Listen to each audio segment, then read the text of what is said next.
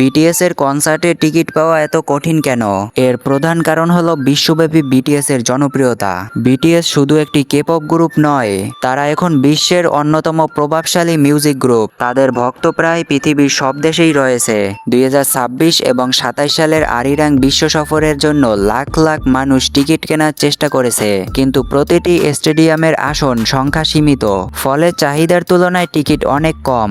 এর পাশাপাশি দীর্ঘ অপেক্ষার পর বিটিএস আবার পূর্ণাঙ্গ রূপে একসাথে মঞ্চে ফিরেছে। কয়েক বছর ধরে ভক্তরা এই মুহূর্তের জন্যই অপেক্ষা করেছিলেন, তাই সফরের ঘোষণা আসার পর থেকেই উত্তেজনা চরমে পৌঁছেছে।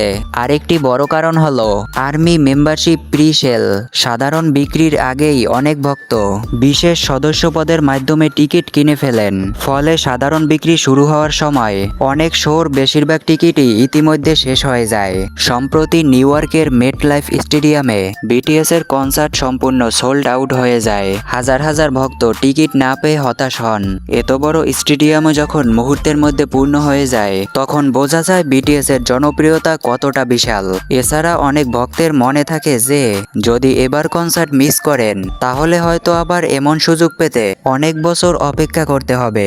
এই কারণেই টিকিট বিক্রি হওয়া শুরু হলেই সঙ্গে সঙ্গে লাখ লাখ মানুষ একসাথে টিকিট কেনার চেষ্টা করেন। ফলাফল কয়েক মিনিটের মধ্যেই টিকিট শেষ হয়ে যায় এবং অনেক ভক্ত অপেক্ষার তালিকায় চলে যান। এ কারণেই বর্তমানে বিটিএস এর কনসার্টের টিকিট পাওয়া বিশ্বের সবথেকে কঠিন টিকিটগুলোর মধ্যে একটি বলে মনে করা হয়।